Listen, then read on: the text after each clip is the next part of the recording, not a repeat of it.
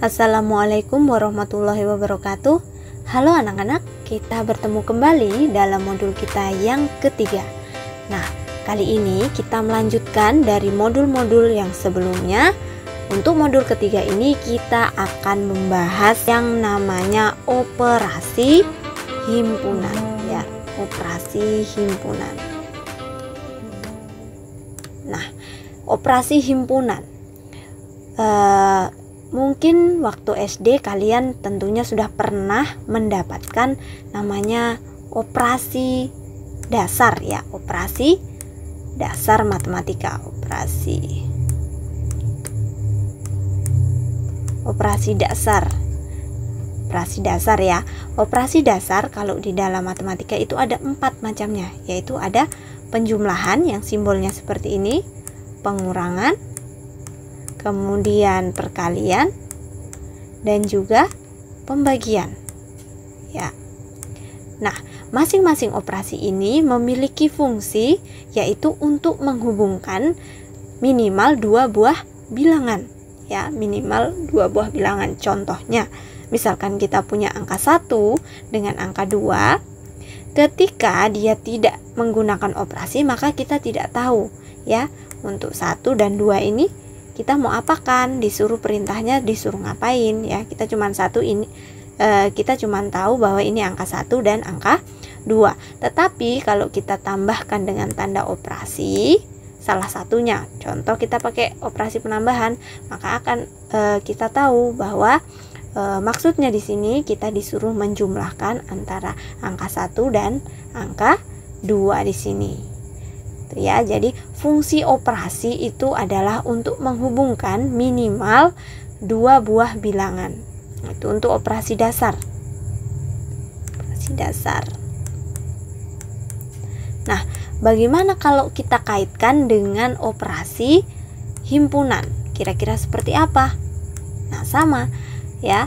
Operasi himpunan berarti kalau untuk operasi dasar itu menghubungkan 2 buah bilangan, maka kalau untuk operasi himpunan fungsinya adalah untuk menghubungkan minimal 2 buah himpunan, seperti itu, ya. Jadi itu fungsi dari operasi himpunan. Kemudian di dalam operasi himpunan, seperti halnya operasi dasar tadi, ada beberapa bagian atau ada beberapa operasi dasar. Nah, untuk operasi himpunan juga ada beberapa operasinya. Yang pertama itu untuk operasi himpunan ada namanya irisan, atau kalau dalam bahasa Inggris namanya intersection. Itu intersection. Dan kemudian yang kedua ada gabungan. Yang ketiga selisih atau deviation, dan komplement di sini. Ya, jadi ada 4 jenis operasi dalam bilangan, ya.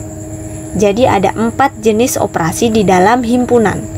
Oke, kita melangkah ke operasi yang pertama, yaitu irisan atau intersection.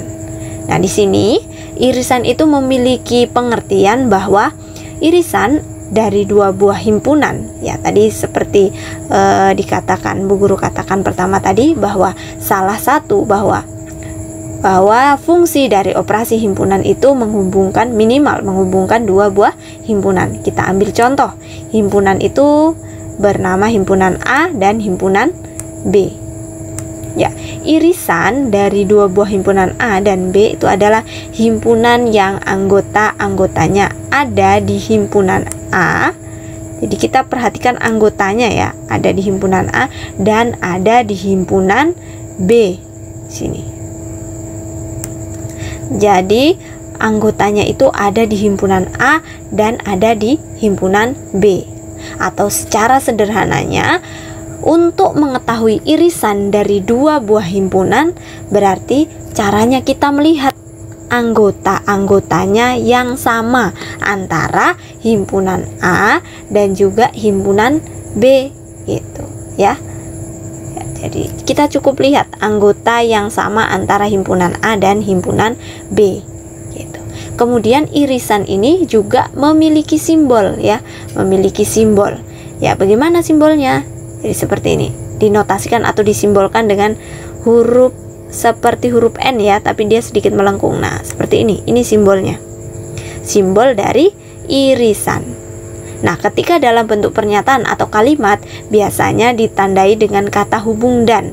Nah, ini kalau misalkan dalam soal cerita ada kalau tadi secara aljabarnya seperti ini ya. Ya, A irisan B ya. Ini kalau dalam bentuk notasi ya, kita menggunakan notasi. Tapi ketika nanti di soal dia menggunakan kalimat, contohnya dia nulisnya, kita disuruh menentukan anggota himpunan dari A dan misalkan dan B. Ini artinya berarti dan ini merupakan irisan. Jadi sama saja kita disuruh mencari irisan dari A dan B, seperti itu. Ini kalau pakai kalimat dan ini diartikan sebagai irisan juga.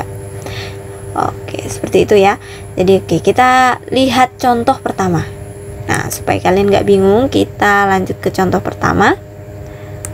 Kalian lihat di sini contoh pertama itu, oke, guru kasih tanda ya. Nih simbolnya. Tentukan irisan antara himpunan A dan B.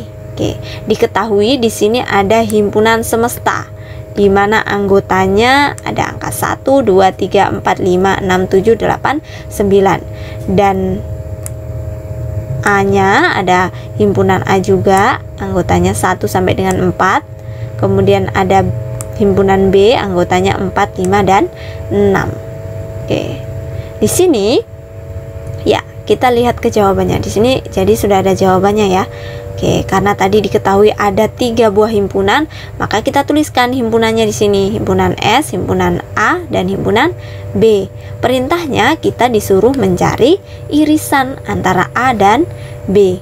Kalau kita diminta untuk mencari irisan A dan B, maka kita cukup perhatikan himpunan A dan B-nya saja gitu.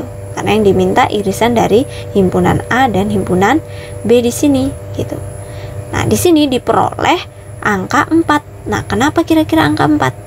Seperti kita ketahui tadi bahwa irisan itu adalah anggota-anggota himpunan yang sama antara himpunan A dan himpunan B gitu. Jadi cukup kita lihat di himpunan A ini anggotanya 1, 2, 3, 4. Yang B 4, 5, 6. Kira-kira mana anggota yang sama antara A dan B? Iya, angka 4, karena 4 ini ada di A dan juga ada di B gitu. Maka kita peroleh irisan dari A dan B itu adalah angka 4. Jangan lupa kalau menuliskan himpunan itu wajib namanya pakai kurung kurawal seperti ini ya. Oke, mungkin lebih jelasnya kita lanjut ke contoh nomor 2. Nah, ini contoh nomor 2 beda lagi ya. Contoh nomor 2 di sini diketahui ya himpunan semestanya masih sama 1 sampai 9. Himpunan A-nya ini adalah angka 1 sampai 3. Nah, himpunan B ini 4, 5 dan 6. Nah, kita tuliskan dulu himpunan S 1 sampai 9, A-nya 1 sampai 3, B-nya 4, 5 dan 6. Nah, sekarang kita diminta mencari irisan antara A dan B. Oke ya, irisan A dan B. Jadi kita lihat irisan A dan B atau A irisan B ya. Cara bacanya A irisan B. Oke. Karena kita diminta menentukan irisan antara A dan B, maka cukup kita perhatikan A dan B-nya saja. Walaupun di situ ada himpunan semesta ya, kita cukup perhatikan A dan B. Nah, tadi kalau kita mau menentukan irisan itu kita melihat ya angka yang sama atau anggota yang sama antara A dan B. Kita lihat di sini, A-nya itu 1, 2, 3, B-nya 4, 5, 6. Kira-kira ada yang sama nggak? Iya, tidak ada ya. Tidak ada yang sama. 1 ada di A tapi tidak ada di B. 2 ada di A tapi nggak ada juga di B. 3 ada di A tapi nggak ada di B. Sedangkan irisan itu mengharuskan dia angka tersebut harus ada di A dan juga di B, atau angka itu sama. Karena tidak ada yang sama antara himpunan A dan B, maka jawabannya himpunan kosong. Ini adalah simbol dari himpunan kosong, artinya tidak ada irisannya antara A dan B. Jadi ketika kalian dapat soal seperti ini, ketika jawabannya himpunan kosong atau tidak ada, tulis simbol himpunan kosong. Jangan cuman A irisan B terus kalian kosongkan saja, karena mungkin memang tidak ada irisannya. Jadi kalian tulis kosong gini, ini salah ya, ini salah. Jadi harus dikasih simbol. Kalau memang tidak ada irisannya, boleh pakai simbol kurung kurawal seperti ini ya. Ini simbol himpunan kosong. Nah, kita lanjutkan operasi yang kedua, yaitu gabungan atau union ya. Gabungan. Nah, di sini gabungan itu tentunya berbeda ya operasinya dengan irisan. Nah, untuk gabungan ini memiliki pengertian dari kata gabung ya. Gabung sini. Ya, gabung. Gabungan dari dua himpunan. Jadi gabungan ini memiliki pengertian ketika kita ingin menentukan gabungan dari dua himpunan A dan B, itu adalah himpunan yang anggotanya merupakan gabungan dari anggota himpunan A dan himpunan B. Gabungan antara dua buah himpunan dinotasikan dengan kayak macam huruf U ya. Nah, kalau irisan tadi seperti huruf N, ini simbol irisan, maka gabungan dibalik ya, seperti ini. Nah, seperti huruf U. Ini irisan. Ya, irisan, ini gabungan ya. Gitu. Irisan gabungan. Ketika dalam bentuk pernyataan atau kalimat biasanya ditandai dengan kata hubung atau. Ya, ini sama. Kalau pakai kata dan berarti tadi irisan, tapi kalau pakai kata atau, misalkan seperti ini, A atau misalkan atau B, maka ini artinya kita disuruh mencari gabungan antara A dan himpunan B, atau A gabung B. Kita disuruh mencari mencari gabungannya kalau dia menggunakan kata hubung atau. Tetapi kalau pakai kata hubung dan tadi berarti kita disuruh mencari irisan, seperti itu ya. Oke, jadi bagaimana mencari sebuah gabungan dari dua buah himpunan? Jadi intinya kalau kita disuruh menentukan gabungan, berarti kita menggabungkan semua anggota yang ada di himpunan A dan juga himpunan B, gitu ya. Jadi kita gabungkan. Contoh. Nah, di sini ada contoh satu. Contoh satu di sini kita punya dua buah himpunan ya. Oke, contoh satu. Kita punya dua buah himpunan. Himpunan A di sini anggotanya 1, 3, 5, 7. Dan B ini anggotanya 5, 7, 8 dan 9 sampai 10. Disuruh menentukan gabungan antara himpunan A dan himpunan B. Nah, jawabannya bagaimana? Nah, kita disuruh menentukan gabungannya. Nah, tadi pengertian gabungan itu adalah berarti kita harus menggabungkan semua anggota yang ada di A dan di B. Ya, ini jawabannya. Ya. Jadi karena di A itu ada angka 1, 3, 5, 7, maka kita tuliskan dulu 1, 3, 5, 7. Kemudian yang B ada 5, 7, 8, 9, 10. Tadi kan gabungan itu kita menggabungkan, berarti kita jadikan satu anggota yang ada di A dan di B. Maka di sini 1, 3, 5, 7 ini dari anggota A, 8, 9, 10 ini dari anggota B. Kenapa 5 dan 7-nya ini tidak ditulis dua kali? Kan karena di sini yang B harusnya dari 5 sampai 5, 7, 8, 9, 10 ya. Tapi di sini cuma dituliskan 8, 9, 10. Kira-kira ada yang tahu kenapa? Iya. Jadi untuk gabungan, ketika kalian dapatkan angka yang sama di antara dua buah bilangan, cukup dituliskan satu kali saja. Jadi 5 dan 7 ini sudah diwakilkan dari anggota A-nya. Jadi di sini. Maka nggak ditulis 57 terus 57 lagi, tidak. Jadi satu kali, cukup satu kali gitu. maka ini didapatkan A gabung B. Jadi bacanya gitu ya, A gabung B itu anggotanya 1, 3, 5, 7, 8, 9, 10. Intinya kita hanya menggabungkan anggota yang ada di A dan di B atau menjadikan satu. Seperti itu. Itu untuk gabungan. Ya. Oke, kita lanjut ke selisih atau deviation. Selisih ya, selisih. Selisih ini pengertiannya adalah ketika ada dua himpunan, contohnya himpunan A dan B.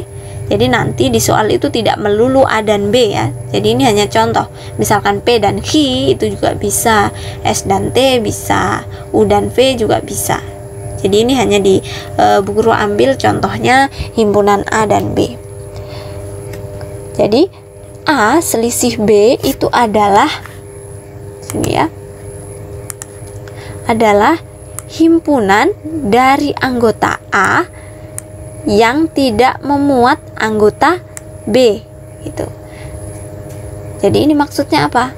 Ya, himpunan dari anggota A yang tidak memuat anggota B. Artinya ya, kalau kita mau mengetahui selisih antara dua himpunan, berarti kita lihat anggota yang ada di A tetapi dia tidak ada di B. Artinya dia hanya ada di A gitu.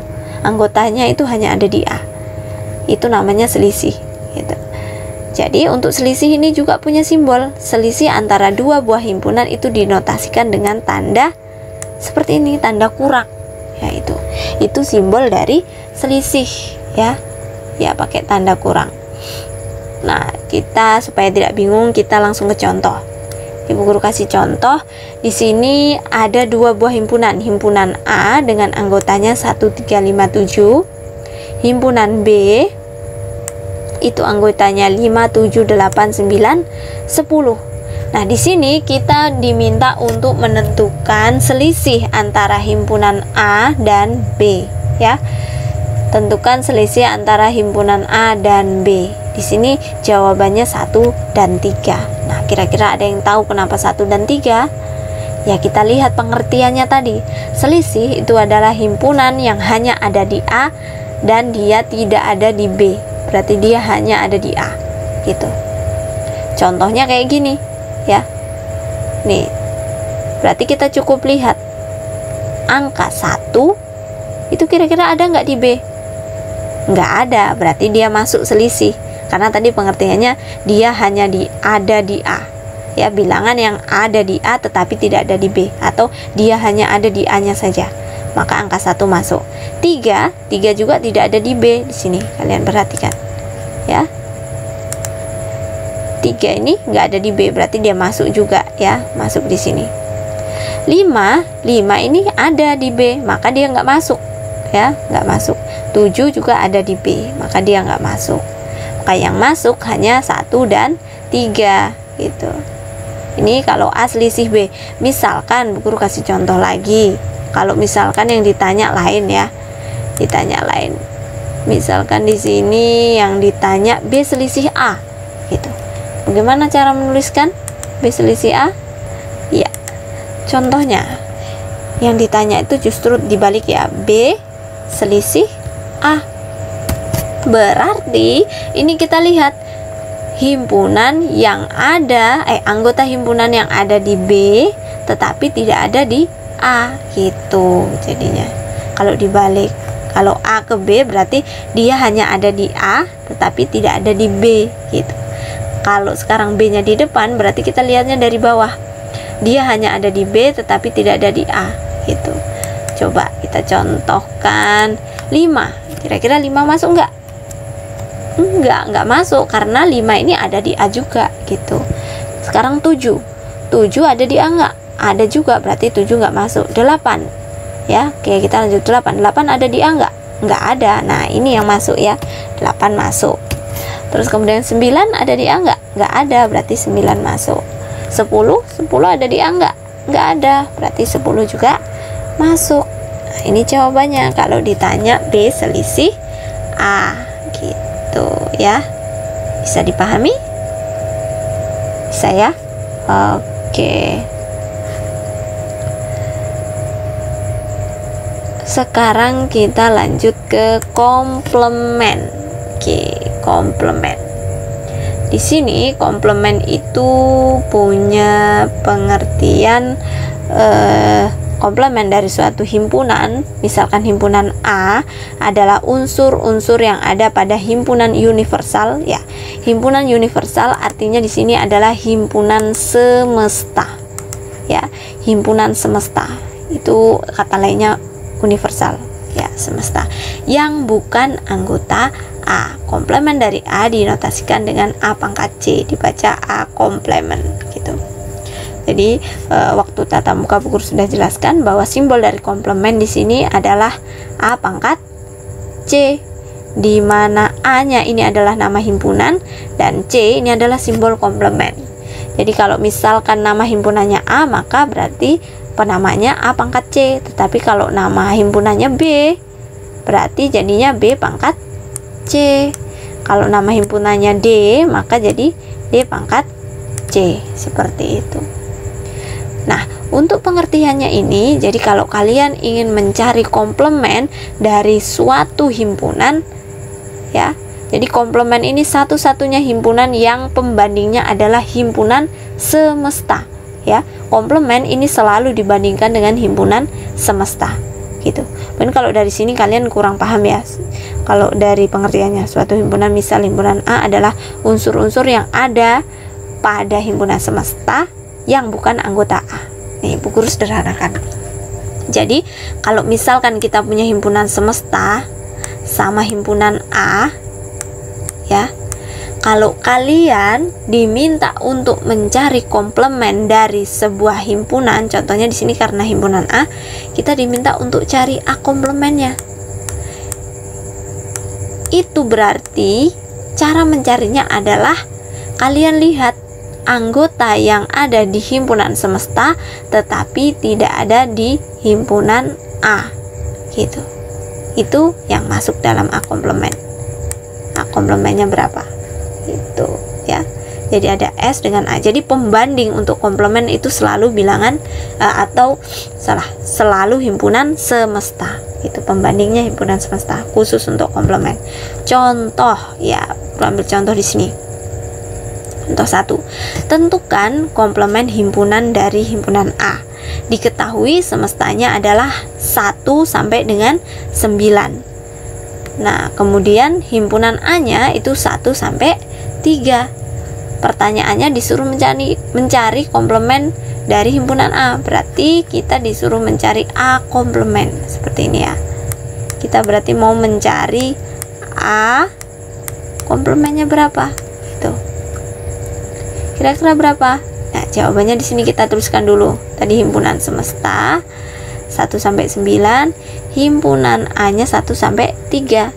Pengertian komplement tadi adalah kita lihat anggota himpunan yang ada di semesta tetapi tidak ada di A.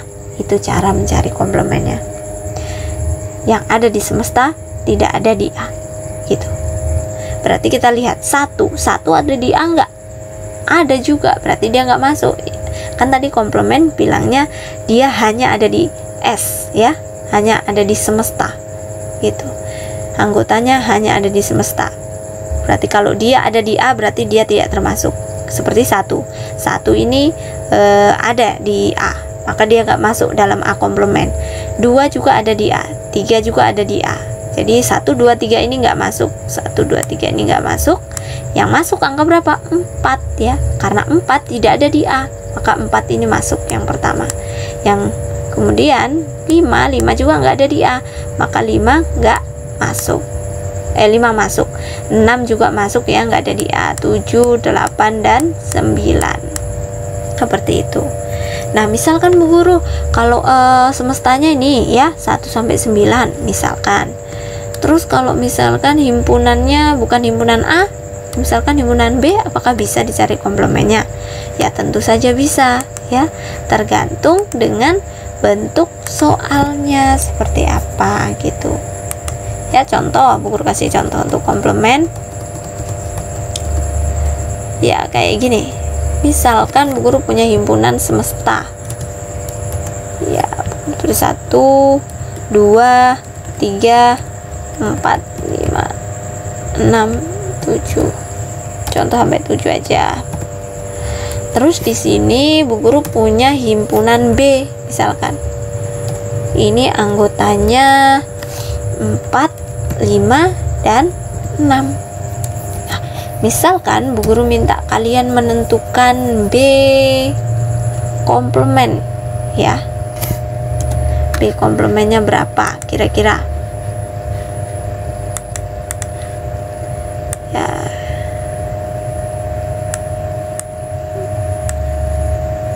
Misalkan Bu Guru minta kalian mencarikan B komplementnya. Kira-kira berapa nih? Ada yang tahu? B komplementnya berapa? Kita lihat 1 ada di B nggak? Nggak ada, berarti 1 masuk gitu. Yang kedua, 2 masuk nggak? 2 ada di B nggak?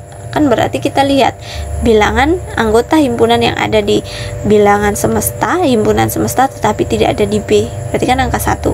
Angka 2 ada nggak di B? Nggak ada, berarti dia masuk. 3 ada nggak? Nggak ada juga, berarti dia masuk. 4 masuk nggak? Enggak, karena 4 ada di B, berarti dia nggak masuk B komplement. Terus 5 masuk nggak? Enggak, karena dia sama juga, 6 juga nggak masuk. Kemudian mana yang masuk? Angka 7 ya. Jadi ini hasilnya B komplementnya 1, 2, 3, 1, 2, 3, dan 7. Seperti itu untuk komplement.